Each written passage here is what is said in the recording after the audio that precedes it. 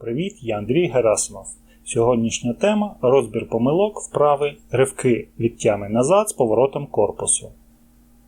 Завдання вправи – розігрів зв'язочного апарату хребта, відповідального за обертання хребців або ротацію, сумок суглобів і міжхребцевих дисків, відновлення симетрії м'язового тонусу через триаду, поворот голови, дихання та погляд.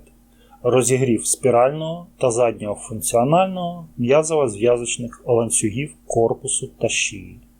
Зв'язок товстого та тонкого кишківника, печінки, жовчного міхура, шлунка, селезінки, підшлункової залози та легенів.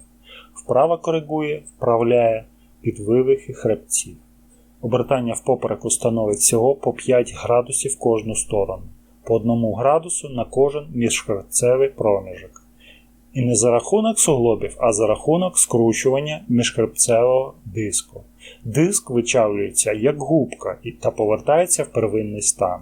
Це природний механізм його харчування, оскільки кровоносних судин він не має. Решта повороту корпусу здійснюється за рахунок грудного відділу. Перша помилка виконання – імітація обертання у спині. При скутості м'язів спини робиться розворот за рахунок скручування ніг і тазу. Тіло виконує завдання розвернутися. При цьому зменшується натяг зв'язково-фасціальних ланцюгів та вправа втрачає свій ефект та сенс. Вихід із цього – працювати над технікою, не дивлячись на мінімальну амплітуду та самоконтроль. Друга помилка – опускання лікті. При цьому рефлекторно з'являється бічне відхилення корпусу та втрачається вертикальна вісь тіла.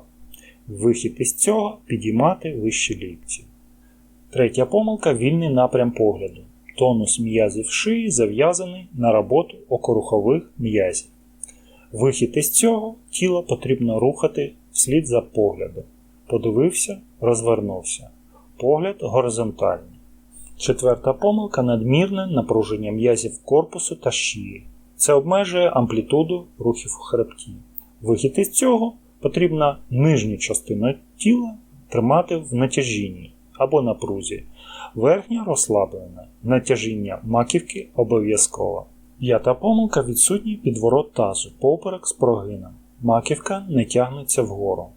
При закиданні тазу назад, ретрофлексії, вирівнюється фізіологічний прогин попереку. При натяжінні маківки, антирофлексії голови, шийний вигін. При спрямлінні фізіологічних вигінів хребта посилюється натягнення твердої мозкової оболонки. Це підвищує ефекти балансування тонусу цієї вправи.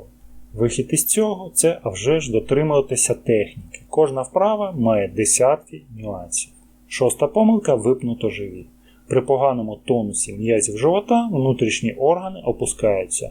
Порушується нормальний натяг зв'язок внутрішніх органів. Вправа не приносить повний ефект. Вихід із цього – підтягувати м'язи живота під час виконання. Рухи не робити різко. Шукати причини втрати тонусу м'язів живота. Дякую за увагу. Якщо інформація була для тебе корисною, тисни лайк. Якщо з'явились запитання, пиши у коментарі. Підписуйся на канал та тисни дзвіночок. Не пропускай тренування, хай щастить!